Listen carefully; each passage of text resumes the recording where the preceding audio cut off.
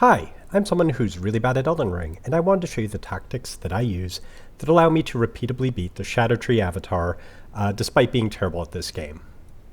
This will be an example where I use my bad at Elden Ring build in conjunction with the boss arena mod, links to both those below, to beat him 5 times in a row without dying. This is probably my least favorite boss out of the entire DLC and base game combined. I hate enemies that run away, and not only does the Scadutree Avatar run away, it runs through you to apply blood loss damage. So this is one of the bosses that was able to beat my build on my playthrough with it. So we're going to go deep in the bag of tricks to show you how we can use this build to kick it in the pistols and or stamens effectively. Using the same build that I used for the against Commander Gaius here, but the equipment is a little bit different and the spell list is simplified. And that's because in this case, the Mimic tier is going to be casting spells too. The Mimic tier does not do well with a long spell list. They'll sit there, casting the spells you don't want them to cast. We've dropped the Black Knife and we've replaced it with the Frenzied Flame Seal to buff Frenzied Burst damage when we're attacking the Avatar. In the 4th talisman slot, we have the Godfrey icon, which buffs charged spell damage, and Frenzied Burst is chargeable. Going to be casting a lot because it's fire damage, and the Scadutree Avatar is weak to fire damage. And in the Physic Flask, we have the Opaline Hard tier and the Flame Shrouding Crystal tier. So the main hand Great Stars we're going to be using here, we're putting Wild Strikes on it, which we're not really going to use the Ash of War, but it is compatible with the Flame Art infusion. Again, this is a boss that's vulnerable to fire damage, so when we go in and get those crits, we're going to get that fire damage in there as well.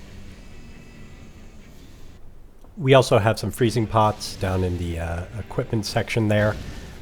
That is for more of the Mimic tier to use than me. It gives them 2 options to attack with, both freezing pots and Frenzied Burst.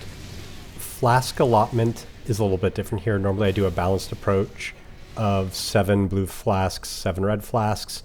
I have more red flasks here than blue, just to be able to heal a lot, because the Scadutree Avatar will be hitting me a lot. Alright, so when you get up to the gate, you're going to do what I forgot to do, and you're going to take a rune arc to activate Radahn's Great Rune. I forgot to do that here and I was fine, so it's only easier if you do that. Then we're going to continue buffing with Black Flame's Protection, Golden Vow, and our Physic Flask.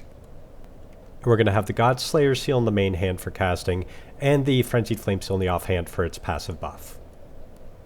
We're going to run up, and when we hit this little patch of dirt right in front of the flower, we're going to summon our Mimic tier and immediately drink a red flask.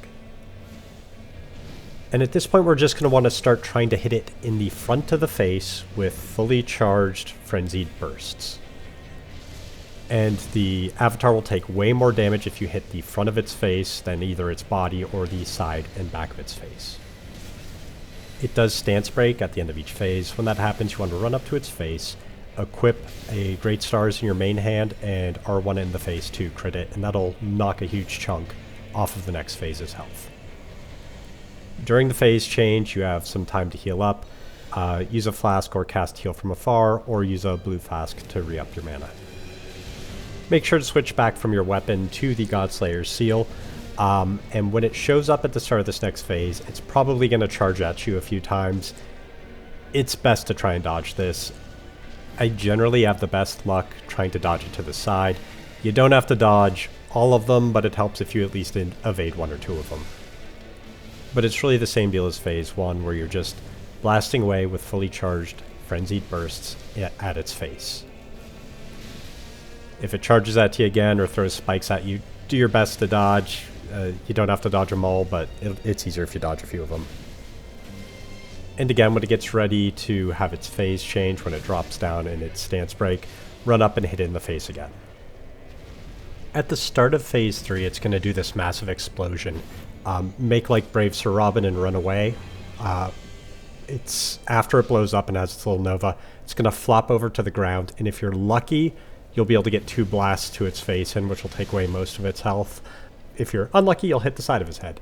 Either way, you'll do a good amount of damage anytime that has one of these like semi-exhaustion breaks. But if you're lucky, you're only going to have 1 more hit after the opening salvo against it. but that is the crux of the strategy here, is kill it with fire. Hit it with Frenzied Burst from far away. When its stance breaks, hit it with a Flaming Great Stars. Drink a lot of flasks. The charge attacks can proc bleed very, very quickly, and that can take off half your health in a jiffy. So don't wait to get to half health to drink your red flasks. If at the end of any of the phases it ever just gets down to a sliver of health, you are better off just running up and hitting it with your Great Stars, just because it comes out faster than a fully charged Frenzied Burst. So that's about it, though. Hope this was helpful. If you want to keep watching, you can watch me beat it 5 times in a row without dying, just to show that this is a strategy that works repeatably well against this, you know, awful, awful piece of shrubbery. Thanks for listening. Bye.